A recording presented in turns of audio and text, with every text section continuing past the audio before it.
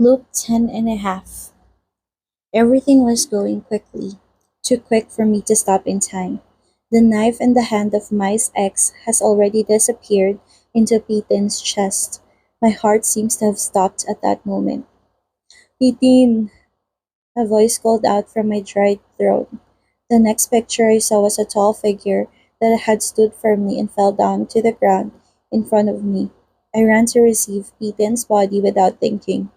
Peyton! The eyes that had been gently looking at me all along now seemed to shift. I shook the body of the person in my arms, expecting him to respond to me. Peyton! Heart! Go to fucking hell! Get ready to go to jail, you bastard! Mai ran to the side of the court and cursed after Hart, and Bass was running into the car. I slowly put Peyton down on the ground. The wound on his chest had a large area of blood coming out. He was still breathing frequently and softly. What, what should I do? What should I do? I desperately looked at Peyton's face alternately with the knife on his chest. I'll call an ambulance for you. Mai quickly picked up her phone and called out. Okay, called an ambulance, but there must be something that can be done first. I reached out my trembling hand to grab the handle of the folding knife. I heard that we should not pull it out. I should leave it until it gets to the doctor, right? I bent down and put my ear to Peyton's chest, hoping to hear his heartbeat, but I didn't hear anything. Peyton, wake up! I shake Peyton's body again. I moved my hand to pat his cheek lightly. My heart felt like I had been stabbed with a knife at the same time. Peyton, don't do this. Wake up and tell me what to do. If a patient like this comes, what should I do? Basketball court, yes! This place was safe now. I don't think he's conscious. Mai held the phone to her ear and ran to kneel beside Peyton. Yes, CPR? Mai raised her head to look at me. Yes, okay. Mai put the phone down on the ground next to her. Don't hang up. Do what I say. A man's voice came from the speaker. Give chest compressions in the center of the chest between the nipples. Push around 2 inches deep and speed is around 100 times per minute. I'll tell you the beat. Keep pressing and don't hang up on me until the ambulance arrives. Well, what about the knife? Mai asked. Just leave it there. Don't pull it out. The voice on the line was so calm that it made me calm down as well. I'll do it. I quickly put both of my hands on Peyton's chest. Mai hurriedly slapped my hands away. You can't do it! I'll do it! Then Mai put both of her hands on the center of Peyton's chest and pressed down. I used to learn it, the first aid. I can do it! I looked anxiously at Mai and Peyton, feeling angry with myself for being weak. I looked at Peyton's face, who seemed to sleep peacefully. My eyes immediately became blurred with tears. The knife is this small. Don't die! Aren't you a doctor? How could you die? I couldn't do anything but yell, trying to let the person who is unconscious hear him. I saw that after 3 minutes, Mai started to get tired. Luckily, there was a man who came running to change hands with Mai. This person was probably a student who was sitting under the building reading a book. I don't know how many times have passed. I didn't count how many times did I curse Pitin to open his eyes, but when the siren sounded from afar, it raised hope in my heart. Doctors and nurses are careers that require intense sacrifice. No matter what happens, they will continue to work for the patients. Pitin was not the only patient who was pushed into the emergency room, but there were still many patients waiting for help at the front. The nurses who screened the patients in front of the emergency room continued their duties time by time, glancing into the emergency room. Their faces were gloomy. Their tears kept flowing, and they had to turn around and wipe their face from time to time. I really want to go check on Pitin. I want to know how he is now. I know he is someone who doesn't die easily. He was old, so his skin must be thick. The folding knife was around something inches long, which wasn't going to get through his skin. I couldn't sit properly. I was sitting and standing in front of the emergency room until the other patient's relatives turned to look. Then the emergency room door opened, and a tiny man walked out with his eyes turning red. He was dressed in the same blue outfit that Pitin was wearing to work. He is a doctor who went out to pick up Pitin at the scene. The doctor was past me, hugged the nurse in front of the emergency room, and started to cry. Kia went to the operating room already, PA, the doctor sobbed. You idiot doctor! The nurse looked up at the ceiling. Her tears started to flow from both of her eyes. How deep was the knife gap? It reached the right ventricle of the heart, blood trapped in the pericardium. A doctor named Gap fell in dismay, sobbing so hard. Is the knife inserted into the heart? Doctor! I rushed over to Dr. Gap. How is Pitin? Dr. Gap turned to look at me and said, Please pray for him. I'll pray for him too. He raised his hand to wipe out his tears. Just wait for a miracle. What I heard made both of my knees collapse to the ground. I backed down to sit on a bench, raised both hands to cover my face, and screamed. Mai hurried to change the seat to sit next to me. She put her hands around my shoulder and hugged me tightly. She was also crying. Dr. Tin died in the operating room at 2:30 a.m. This was the news I heard after hours of waiting in front of the operating room, which made me realize that miracles don't really exist. Today's weather is so nice. The bright sky is opposite to the gloomy feeling in my heart. It was so dull that we could almost say it was completely dark. I looked out to the sky in front of the hospital building. In my heart, I keep thinking about the memories of Pitin. I admit that my meeting with him was not common. I knew from the first time I saw his face that he was the one in my nightmares. He was someone who would always show up at odd times, the one who made me realize that he and I didn't meet by chance. He played the worst joke I had ever heard, and the one who looked at me with the warmest eyes I've ever seen. Your efforts were successful. I made it to see the sunshine the next day, but it cost your life. This isn't it. This isn't right. Is it possible if I can help you just like when you tried to help me? You told me you will be able to turn back time after I die. You would wake up at the last place you fell asleep. The question is, can I do that? Hope gradually appears. I will try to go back home to sleep and let's see if I will wake up on the day Peyton comes to sleep over in my room or not. After I finished talking to the police about what happened and giving the video footage to the police, I drive back home with a determined goal. I walked past my parents sitting in the living room. My mom looked up at me, who was walking towards the stairs. Dor! My mom called out to me with her trembling voice. Have you heard about Pitin? I slowly nodded without looking back. I heard my mom sobbing a little. Poor Dr. Tit. He's still young and strong and still has a long way to go, my dad said in a sorrowful tone. We just saw each other recently. I didn't want to be in such a sad atmosphere any longer, so I hurriedly walked up the stairs. I opened the bedroom door. I walked past the area where Pitin used to crouch that night. What kind of idiot doesn't want to sleep in a bed?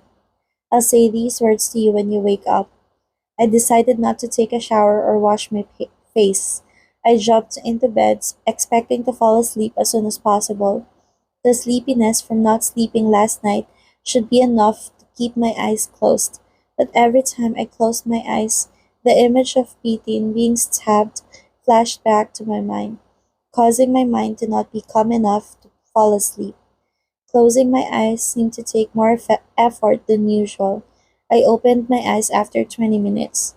I got up to a sitting pose and put my legs down beside the bed. My eyes blurred again. You can fall asleep now. I raised the back of my hand and wiped both eyes. I inhaled and looked up at the ceiling. When I died, how did you fall asleep? I walked out of the room and went downstairs. My parents have left for the bank. I walked to my home medicine cabinet, trying to find a pill my mom used to take when she had insomnia. Then I found a pack of small pills. The front says sleeping pills. I poured two of them out and then walked to the kitchen, pouring water and swallowing the sleeping pills with the water. If the pill hadn't expired, I'd say it would have been enough to put me to sleep. I'll see you soon, Pitin. I woke up feeling extremely dizzy. Two sleeping pills at once might be too much for me. I put myself into a sitting form and closed my eyes. Still for a while, then quickly turned to look at the floor beside the bed, fully expecting to see Pitin crouch over there. What I saw was an empty bedroom floor. I quickly looked down at myself. I was still wearing the same clothes on the night that Pitin was stabbed. I tried to understand what happened and realized the fact that I couldn't go back in time like Pitin used to. I checked the watch and looked at the time. It was 5 o'clock now. I saw four missed calls from my friends, probably because I missed my two classes, but I'm not in the mood to learn anything. I got out of bed feeling lost. Why can you, but I can't? I looked up and asked about people in the sky. Then I felt like something inspired me to look at the pictures on the shelf on the walls. It was my childhood photo. I don't really like that photo because when I was a kid, I had a pretty face like a girl, but my mom told me to put it on the shelf as a good memory. I decided to pick up that photo and walked downstairs. My parents are back. They were looking at a working document on the sofa. Son, you're up now? Are you hungry? I asked Aunt Ed to go buy some chicken noodle soup. Should be here soon. My mom was still able to speak to me normally, but I could tell that she was clearly looking dull. Did you know which temple Pitin will be at? My dad turned to ask my mom. She shook her head and looked back at the work as if she didn't want to hear it anymore. When I heard about Pitin, I felt like my heart was torn from my chest again. I went straight to my parents and handed them a photograph of my childhood. When taking this photo, did I know Pitin at that time? Hmm, probably yes. I took this photo when you left the hospital. My mom looked up at me and asked, why did you ask? I sat next to her. Can you tell me a story about how I first met Pitin?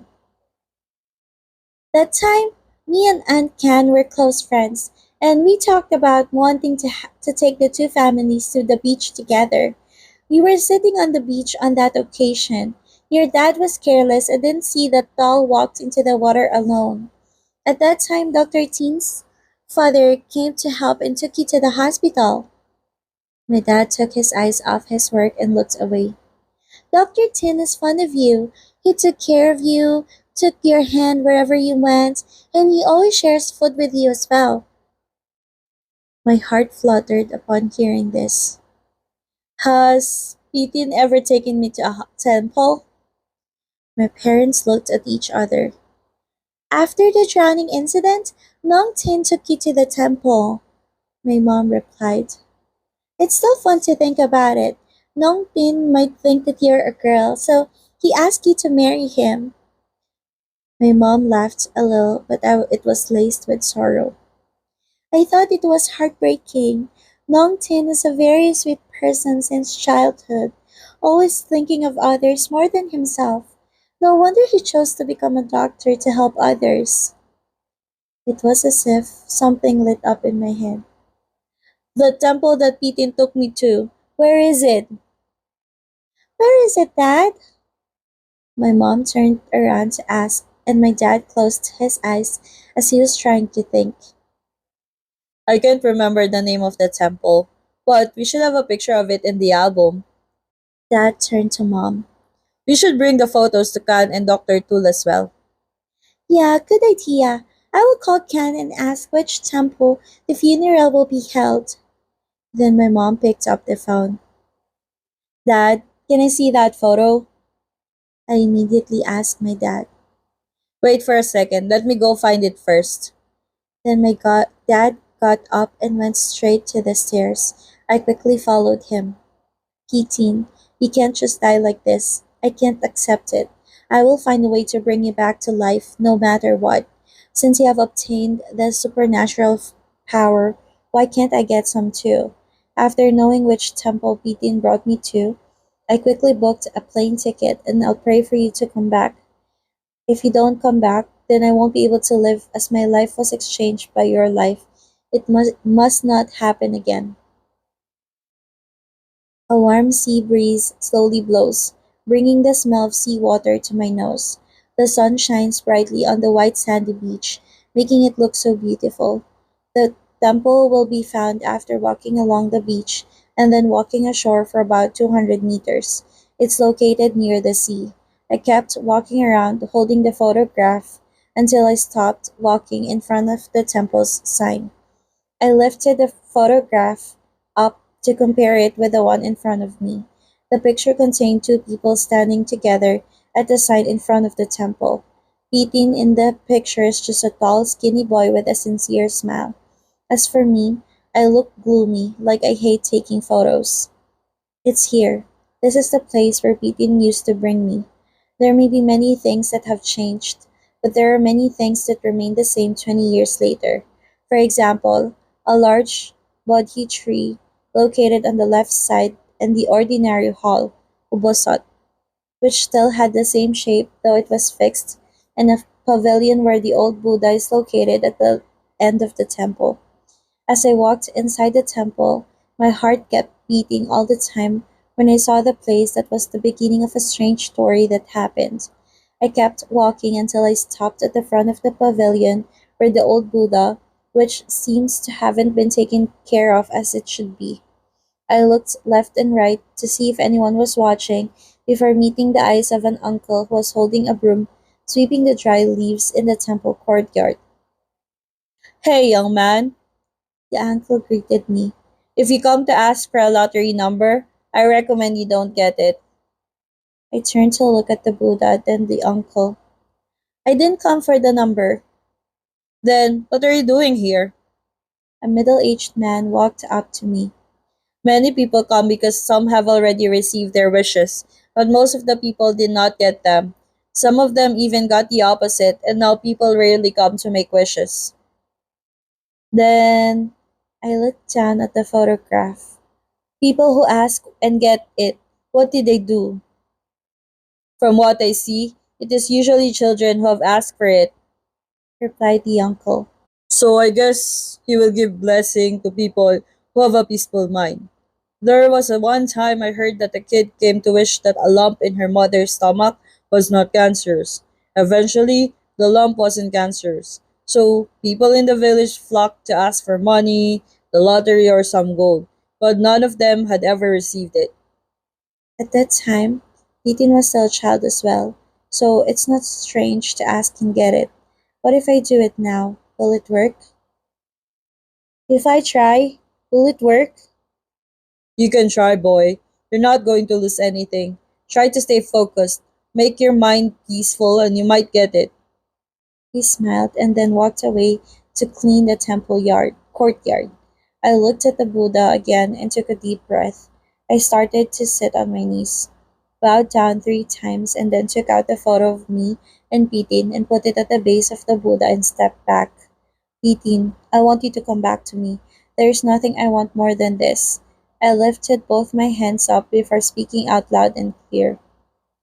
I will protect you from death until we got married. End of loop 10 and a half.